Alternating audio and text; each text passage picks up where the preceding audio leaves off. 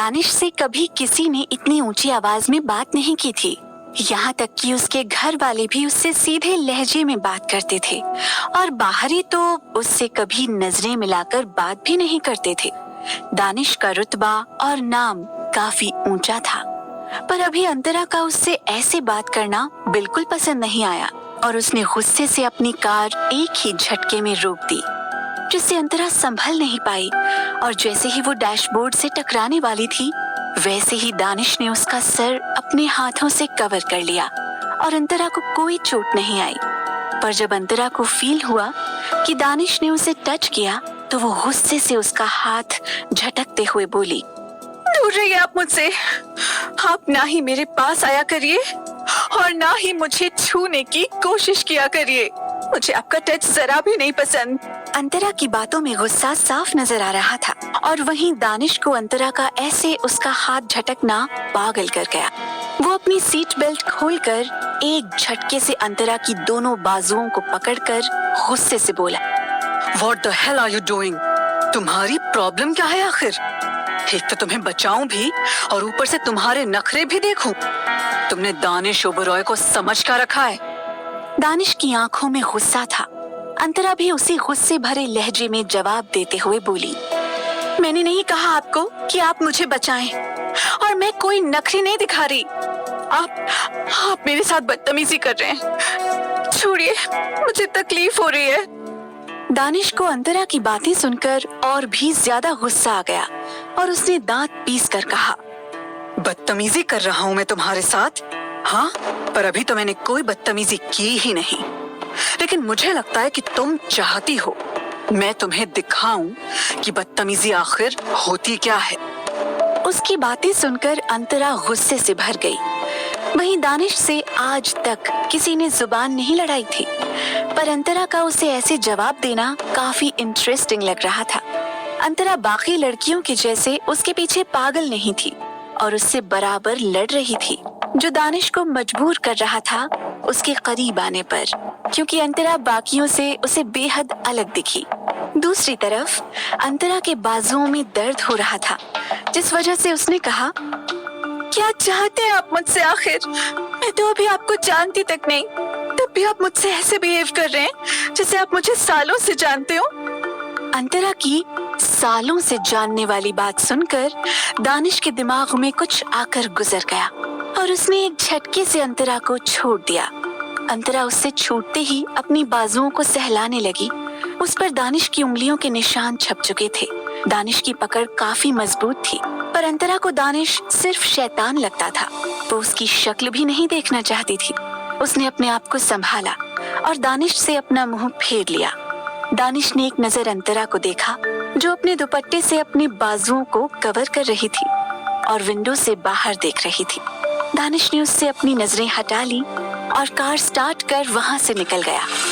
कुछ ही देर में दानिश की चमचमाती स्पोर्ट्स कार कॉलेज के अंदर पार्किंग एरिया की तरफ पहुंची।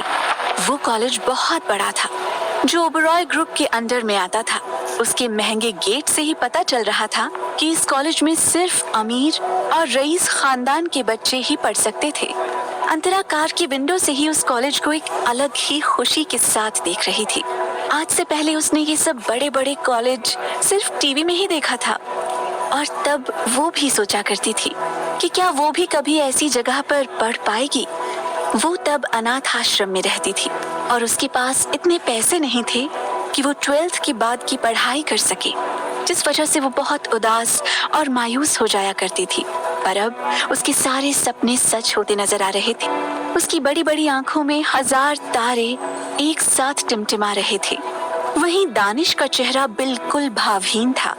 वो कार को अपने प्राइवेट पार्किंग एरिया में ले गया और वहां पार्क की। अंतरा ने उससे दूरी बना रखी थी। दानिश ये नोटिस कर रहा था, पर उसने कुछ नहीं कहा। कार से उतरकर उसने अंतरा के साइड का गेट ओपन किया। उसमें से अंतरा बाहर आई। उसे अभी इस कॉलेज के बारे में कुछ पता नहीं था, जिस वजह से अभी ना चाहते हुए भी उसे दानिश को फॉलो करना था, क्योंकि दानिश ही उसे सब बताने वाला था।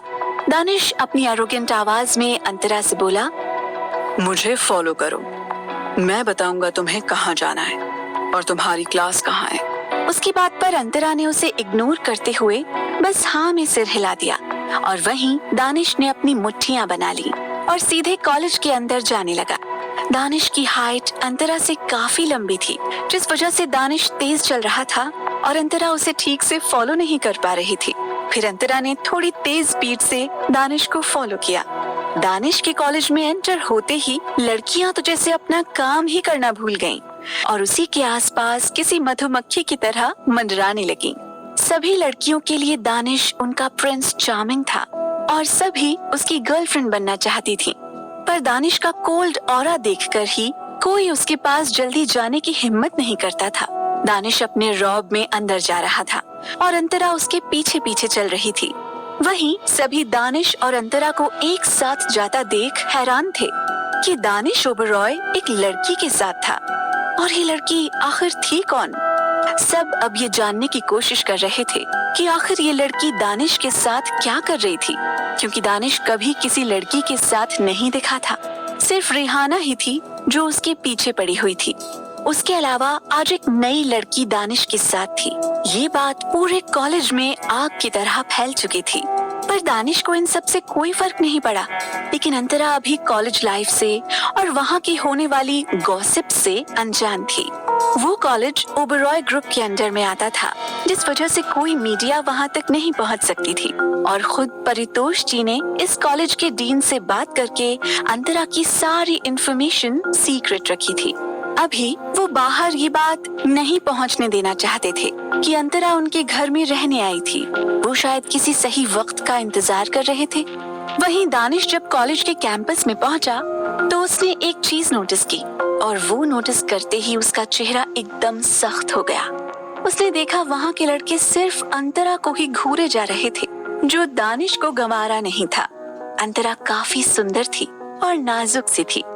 दानिश ने फिर अंतरा को देखा, जो उसके रुक जाने से खड़ी थी और उसे सवालिया नजरों से घूर रही थी।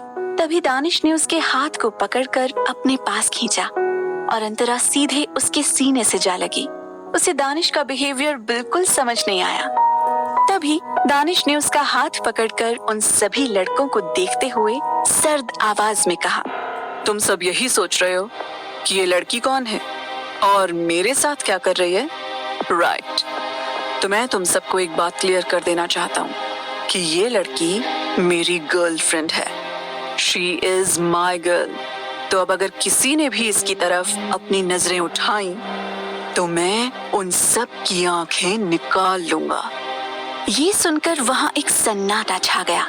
सभी लड़के और लड़कियों के मन में कुछ देर पहले जो सवाल था अंतरा को लेकर, दानिश ने वो सब एक ही लाइन में क्लियर कर दिया था और अब उन सब ने अपनी नजरें झुका ली थी। दानिश कॉलेज का एक बैड बॉय था, जिससे सब दूरी बनाकर ही रखते थे, जिसके बाद पूरा कैंपस खाली हो गया। सब वहाँ से जा चुके थे। वहीं अंतरा शॉक्ड एक्सप्रेशन के साथ दानिश की कही बातें सुनती रह गई। तभी दानिश उसके कुछ भी रिएक्ट करने से पहले बोला, लुक, तुम्हें मुझसे सिली क्वेश्चंस करने की जरूरत नहीं है कि मैंने तुम्हें क्यों अपनी गर्लफ्रेंड कहा, क्योंकि मैं नहीं चाहता यहाँ कोई तुमसे उलझे।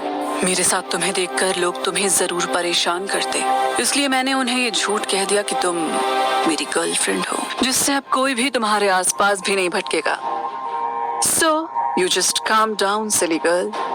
दानिश की बात सुनकर अंतरा को कुछ तसल्ली हुई, क्योंकि भले ही वो अनाथालय में रहती थी, पर गर्लफ्रेंड बॉयफ्रेंड या प्यार का मतलब वो बखूबी समझती थी, क्योंकि वहाँ की लड़कियाँ आए दिन कुछ न कुछ इन सब के बारे में उसे बताती थी, जिस वजह से वो ये सब जानती थी।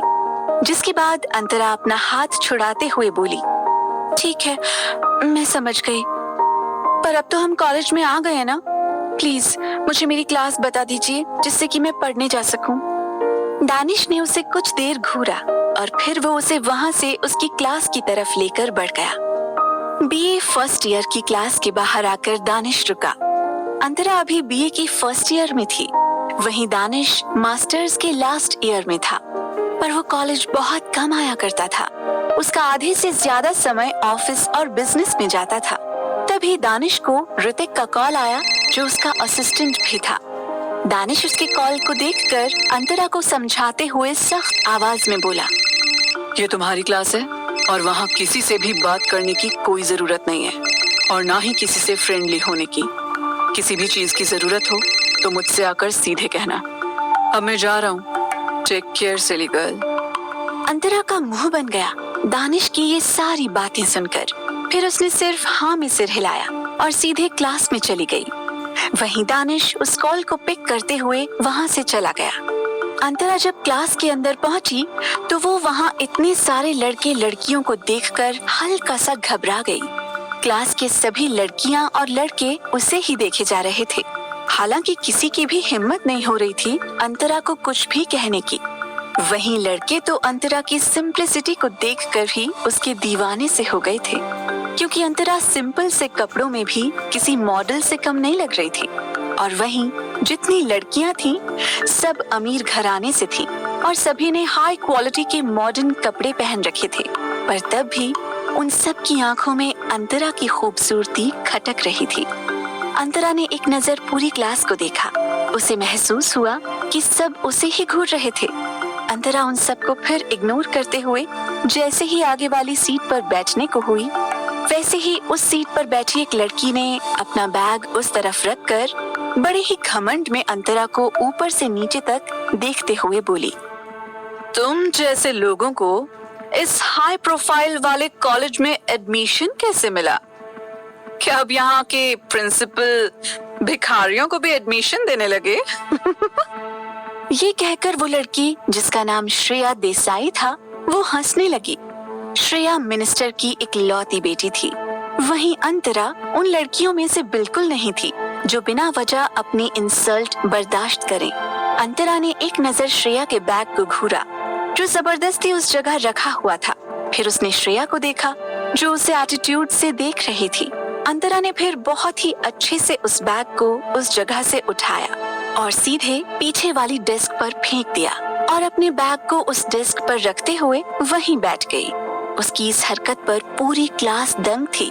सब चुपचाप अंतरा को देखने लगे और वहीं श्रेया अपने बैग के फेंके जाने की वजह से गुस्से से अंतरा की तरफ बढ़ी और उस पर जैसे ही अपना हाथ उठाने को हुई, अंतरा ने एक झटके से उसके हाथ को पकड़कर दूर झटक दिया और फिर वो श्रेया से गुस्से में बोली, मैं तुम लोगों के जैसे इतने महंगे कपड़े नहीं पहनती, पर मेरी सोच तुम जैसे लोगों से कई गुना ऊपर है।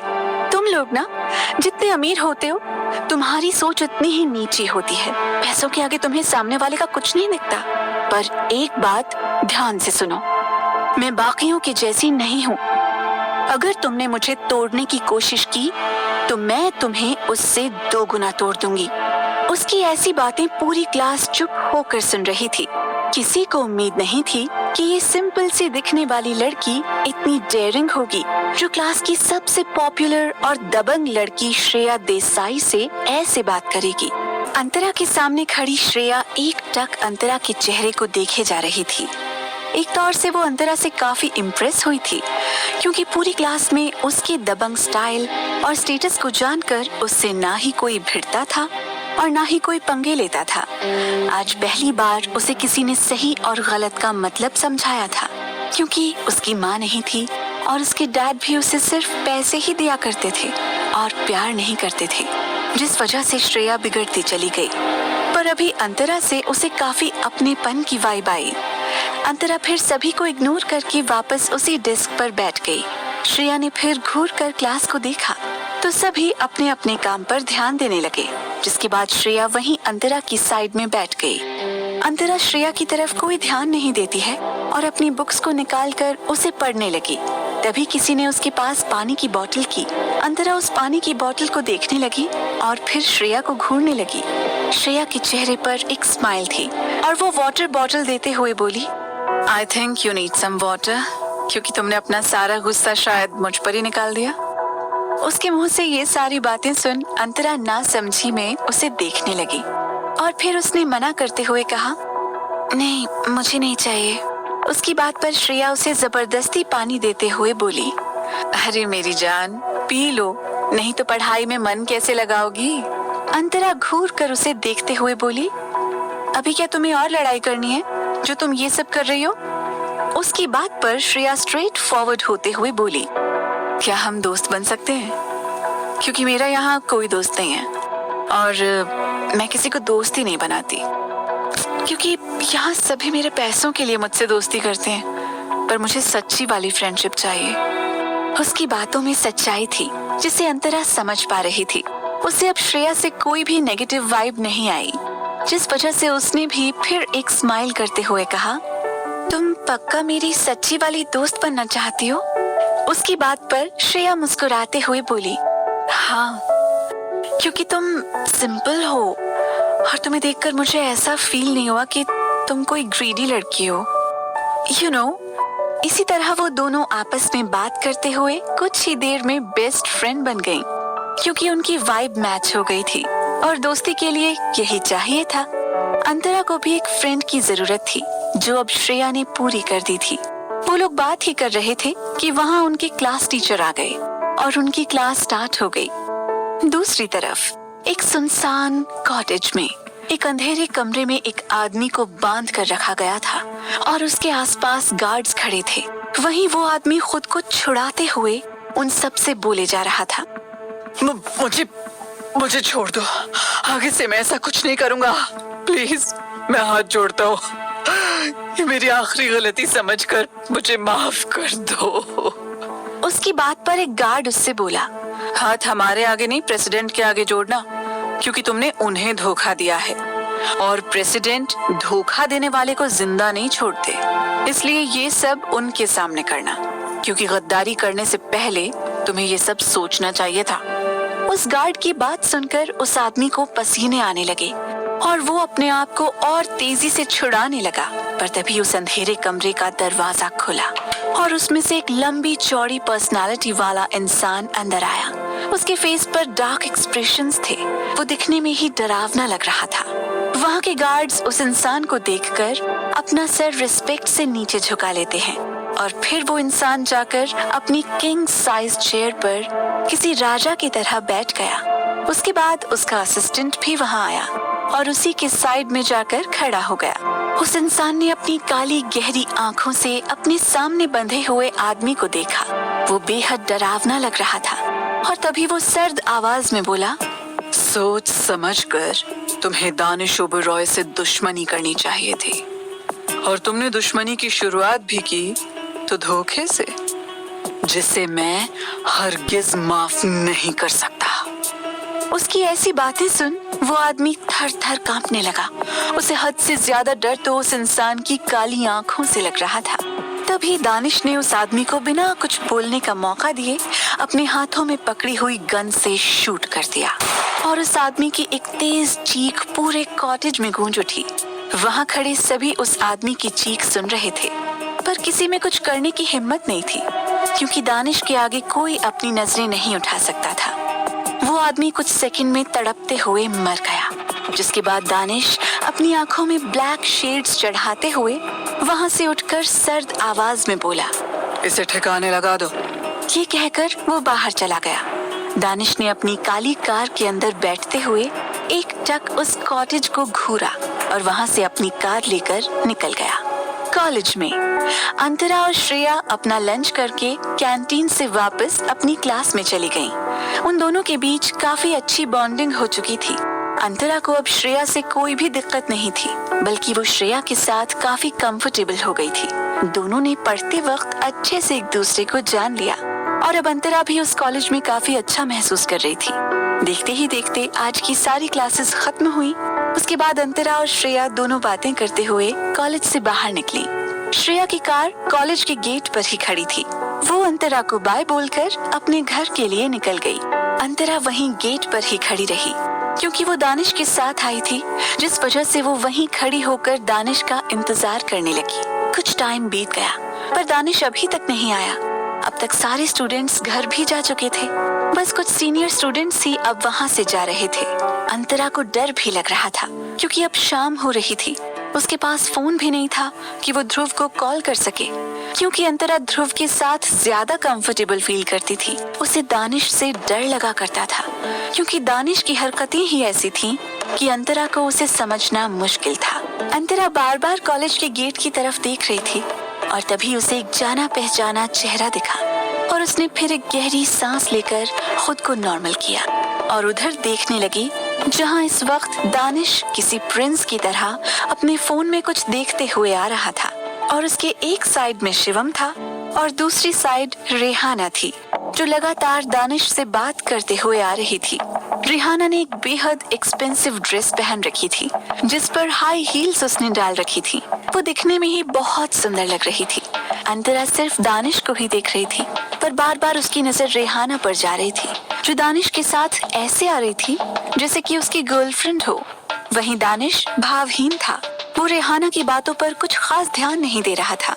उसका सारा फोकस अपने फोन पर था। दानिश जब कॉलेज से बाहर आया तो उसकी नजरें अंतरा की नजरों से जा मिली। अंतरा ने दानिश से आई कांटेक्ट होने पर तुरंत उससे अपनी नजरें फेर ली जिसे देखकर दानिश के भाव सख्त हो गए। वहीं अंतरा नॉर्मल ही लग रही थी। उसे किसी भी चीज से कोई फर्क नहीं पड़ रहा था बल्कि उसे तो जल्द से जल्द घर जाना था। दानिश अंतरा की तरफ बढ़ गया। अंतरा ने जब दानिश को अपनी तरफ आते देखा तो उसकी पकड़ अपने बैग पर कस गई। वो भले ही सबके सामने बहुत ही ताकतवर बने पर वो दानिश के आगे थोड़ी सी हड़बड़ा जाती थी क्योंकि दानिश का ऑरा काफी डरावना था। पर वो खुद को नॉर्मल करते हुए खड़ी रही। रेहाना ने जब देखा कि दानिश अंतरा के पास जा रहा था तो उसका चेहरा अचानक से उतर गया और वो भी उसी तरफ जाने लगी। दानिश अंतरा के पास जाकर उससे बिना भाव के बोला, कब से खड़ी हो यहाँ? अंतरा उसकी बात का सीधे से जवाब देते हुए बोली, आधे घंटे से। इतना कहकर वो चुप हो गई। वहीं दानिश उसे गौर से देखते हुए कुछ सोचने लगा और फिर बोला, ठीक है, कल से मैं अपनी क्लास पहले अटेंड कर लूंगा जिससे तुम टाइम पर घर जा सको।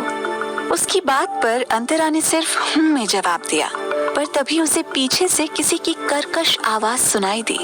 ओह, तो यही वो लड़की है जिसने दादी की जान बचाई थी उस मंदिर में और फिर दादी ने इस पर रहम खाते हुए इसे अपने घर में रख लिया। रेहाना की आवाज में उसकी जलन साफ नजर आ रही थी क्योंकि उसे दानिश का ऐसे किसी बहन जी टाइप लड़की से बात करना अच्छा नहीं लगा। और तो और दानिश ने आगे बढ़कर उससे कभी बात नहीं की और वो यहाँ इस लड़की के पास खुद चल कर गया और इतने अच्छे से बात भी की। अंतरा को शायद जली कटी सुनने की आदत सी पड़ गई थी क्योंकि अनाथ आश्रम में भी उसे सुनीता ताने दिया करती थी जिस वजह से उसने कुछ नहीं कहा। दूसरी वजह ये भी थी कि उसे ऐसा लग रहा था शायद ये लड़की दानिश की गर्लफ्रेंड थी और अगर उसने उसे कुछ भी कहा तो दानिश उसे कहीं परेशान न करने लग जाए। पर तभी दानिश ने रेहाना की बातों को सुनकर सर्द आवाज में कहा, दादी ने इस पर कोई एहसान नहीं किया बल्कि इसने दादी की जान बचाकर उन पर एहसान किया जिसके बदले में उनका इसे घर पर रखना बहुत छोटी सी बात है जिसे तुम नहीं समझ सकती। दानिश को ऐसे अंतरा को डिफेंड करते देख रेहाना की आंखों में अब अंतरा के लिए नफरत ने जगह ले ली थी। तो वहीं शिवम जो ये सब देख रहा था वो रेहाना से बोला, रेहाना अब चलो चलते हैं क्योंकि तुम्हें आज क्लब भी तो चलना है। रेहाना गुस्से से अंतरा को घूरे जा रही थी। वहीं शिवम जो दानिश के मन में अंतरा के लिए कुछ भांप चुका था वो अंतरा को ध्यान से देखते हुए स्माइल करके बोला, हेलो अंतरा, मैं शिवम सिन्हा हूँ, दानिश का दोस्त। ये कहते हुए शिवम ने अपना हाथ आगे अंतरा से हैंड शेक करने के लिए बढ़ाया। अंतरा ने उसका हाथ आगे बढ़ा देखा तो वो भी हिचकिचाते हुए अपना हाथ आगे बढ़ाने लगी पर अगले ही पल उसका हाथ शिवम के हाथों में जाने के बजाय किसी और के हाथों में मजबूती से कस गया। अंतरा को अचानक से दर्द होने लगा और वो जल्दी से अपना सिर उठाकर उस इंसान को देखने लगी तो उसे दानिश की गुस्से भरी नजरों का सामना करना पड़ा। अंतरा को कुछ समझ नहीं आया कि अब आखिर क्या हुआ जो दानिश ऐसे शैतान की तरह उसे देख रहा है। अंतरा ने उससे अपना हाथ छुड़वाने की कोशिश की पर वो नाकाम रही। तभी उसे दानिश की सर्द आवाज सुनाई दी जो शिवम को देखकर बोला, तुम्हें नहीं लगता कि तुम्हें अब यहाँ से जाना चाहिए? शिवम जो कब से सब कुछ नोटिस कर रहा था उसके चेहरे पर एक शरारती स्माइल आ गई और वो दानिश को देखकर समझ गया कि उसका दोस्त अंतरा के पीछे पजेसिव हो रहा है। फिर शिवम ने मुस्कुराते हुए कहा, ओके कूल, मैं जाता हूँ और अंतरा मैं तुमसे कल मिलता हूँ। ये बात उसने जानबूझकर दानिश को चिढ़ाने के लिए बोली थी और दानिश उसकी बात पर उसे बुरी तरह घूरने लगा। वहीं रेहाना ये सब सहन नहीं कर पा रही थी। उसकी मुट्ठियां गुस्से से बनी हुई थी। फिर शिवम जबरदस्ती रेहाना को वहाँ से ले गया। क्या रेहाना अंतरा को करेगी अब परेशान? किस हद तक जाएगी वो दानिश को पाने के लिए? क्या अंतरा समझ पाएगी दानिश के एक तरफा पागलपन को? जानने के लिए सुनते रहिए वजह तुम हो।